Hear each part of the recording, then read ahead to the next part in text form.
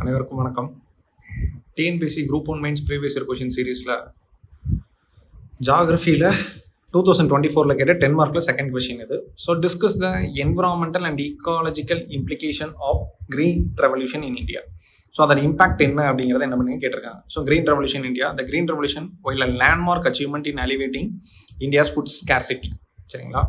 எப்பயுமே ஒரு இன்ட்ரோடக்ஷன் எழுதும்போது அதோட பாசிட்டிவ் என்னங்கிறத சொல்லணும். கடைசியாக கொஷின் நெகட்டிவாக இருக்கும் பட்சத்தில் நெகட்டிவாக சொல்லணும்.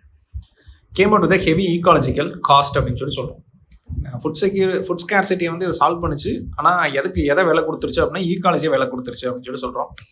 MS Swaminathan, father of green revolution. அப்போ கிரீன் ரெவல்யூஷன் பற்றி கேட்டிருக்கிறதால நம்ம அதோட காம்பனன்ஸை வந்து என்ன பண்ணணும், லைட்டாக சொல்லியிருக்கோம். சரிங்களா? Credit and financing, commercialisation of agriculture, farmer mechanisation, rural electrification, land farm, chemical fertiliser, irrigation facility, HYVS அப்படிங்கிறத என்ன பண்ணணும்னு சொல்கிறோம். இது சும்மா நம்ம ஏன்னா கிரீன் ரெவல்யூஷன் பிளெயினாக நேரடியாக போய் அதோட இம்பாக்ட் ஆரம்பிக்கிறதுக்கு முன்னாடி அதை பற்றி ஒரு சின்ன இன்ட்ரோ இந்த இடத்துல இப்படி கொடுத்துருக்கோம். அப்படிங்கும்போது இவாலுவேட்டர் ஓகே இந்த விஷயத்தை சிம்பிளாக சொல்லி முடிச்சிட்டாங்க அப்படிங்கிறது தெரியணும். அடுத்து பாருங்க, ஈக்காலஜிக்கல் அண்ட் என்விரான்மெண்டல் இம்ப்ளிகேஷன். இதில் என்னென்ன பிரச்சனைகள்லாம் இருக்குது பார்த்தீங்கன்னா, சாயில் டீக்ரடேஷன். முதல்ல மண் வளம் என்ன ஆயிடுச்சுன்னா கெட்டு போயிடுச்சு. Extensive use of fertiliser, NPK fertiliser use பண்ணும்போது என்ன ஆகுதுன்னா நம்மளோட மண் வளம் என்ன ஆயிடுச்சு, போயிடுச்சு. இப்போ சாயில் ஆர்கானிக் கண்டென்ட் என்ன ஆயிடுச்சு, போயிடுச்சு. கிரவுண்ட் வாட்டர் டெப்ளீட் ஆகுது. பாருங்க, எக்ஸ்டென்சிவாக என்ன பண்ணுறோம் அப்படின்னா இந்த HYVSக்கு அக்ரிகல்ச்சருக்கு நிறைய தண்ணியை உறிஞ்சி எடுக்கும்போது நம்மளோட தண்ணியோட குவாலிட்டி போயிடுச்சு.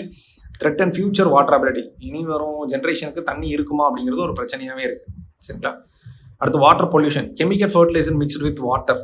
சரிங்களா? இந்த கெமிக்கல் ஃபர்டிலைசர்ஸ் வந்து என்ன ஆகுதுன்னா தண்ணியில் கலந்து அதுக்கப்புறம் அதில் நைட்ரஜன் கண்டென்ட் அதிகமாகுது. இப்போ பாருங்க, லீட்ஸ் டு யூட்ரோஃபிகேஷன் அப்படிங்கிற ஒரு ஃபினாமினனுக்கு போயிருது. ஆல்கல் ப்ளூம் அப்படின்னு சொல்லி நம்ம படிப்போம். அது எல்லாமே அதிகமாகுது. அப்புறம் run off to lakes, rivers and ground water. இது மூலமாக அங்கே இருக்கக்கூடிய தண்ணியில் இந்த பாசியை படர்ந்து என்ன ஆகுது அப்படின்னா அது வளர்ந்துடும். ஆக்சிஜன் இல்லாமல் போயிடும் தண்ணியில். அப்புறம் loss of biodiversity, shift to monocropping culture. சரிங்களா? இப்போ வந்து பார்த்தீங்கன்னா முன்னாடி வந்து கல்ச்சர் கிராப் ரொட்டேஷன் அப்படின்றது இருக்கும். இப்போ வந்து அது இல்லை. ஒரே கிராப்பை திரும்ப போட்டு எடுத்துட்டு இருக்காங்க. Led to loss of crop variety. நிறைய கிராப் வெரைட்டி இருந்துச்சு. ஈவன் சிங்கிள் கிராப்லேயே நிறைய டைப் இருந்துச்சு. அது இல்லாமல் அரிசியிலேயே பல விதமான அரிசி இருந்துச்சு. அந்த மாதிரியான அரிசிகளை இப்போ இல்லை. மொத்தமாக ஒரே சிம்பிளாக ஒரே அரிசியாக வந்துடுது.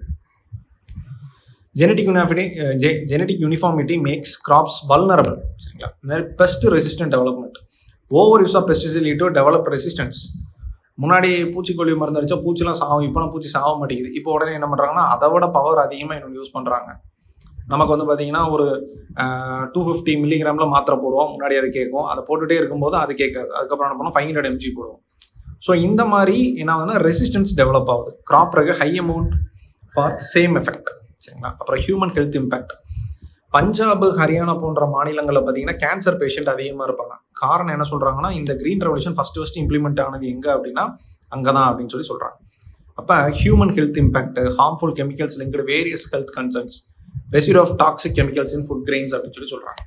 ஸோ கன்க்ளூஷன் பாருங்கள். இப்போ ஒரு சம்மரி கன்க்ளூஷன் நம்ம கொடுக்க போகிறோம். மேலே இருக்கக்கூடிய பிரச்சனை எல்லாத்தையும் தான் சொல்கிறோம். சரிங்களா? இது வந்து சக்ஸஸ் தான், ஃபுட் ப்ரொடக்ஷனில் சக்ஸஸ் தான். ஆனால் என்விரான்மெண்டல் ஹெல்த் என்ன ஆயிடுச்சு அப்படின்னா பெரிய அளவில் பாதிக்கப்பட்டுருச்சு அப்படின்னு சொல்கிறோம். With environmental policies and more sustainable agriculture practices இதை என்ன பண்ணணும், ஃபாலோ பண்ணணும் அப்படின்னு சொல்கிறோம். இல்லைனா நம்ம என்ன சொல்லலாம், ஆர்கானிக் ஃபார்மிங் யூஸ் பண்ணலாம் அப்படின்னு சொல்லலாம். அந்த ஆர்கானிக் ஃபார்மிங்க்கு கவர்மெண்ட் கொண்டு வந்திருக்கக்கூடிய ஸ்கீம் பரம்பராகத் கிருஷி விகாஸ் ஸ்கீம் அப்படின்னு சொல்லி ஒன்று இருக்குது. சரிங்களா? ஸோ இந்த ஸ்கீம்ஸ் இதை மாதிரி ஏதாவது ஒன்று யூஸ் பண்ணுங்க அப்படிங்கிற மாதிரி சொல்லலாம். எவர் கிரீன் ரெவல்யூஷனுக்கு மாறணும். இந்த மாதிரி என்ன பண்ணலாம்னா ஃபியூச்சரிஸ்டிக்காகவும் எழுதி நமக்கு சொல்யூஷன் கொண்டு வரலாம். சரிங்களா? ஸோ ஒரு நல்ல கொஸ்டின் கேட்டிருக்கிறாங்க, ஒரு ப்ராப்பரான ஆன்சர் இது. அடுத்த கொஸ்டினில் பார்க்கலாம். தேங்க்யூ.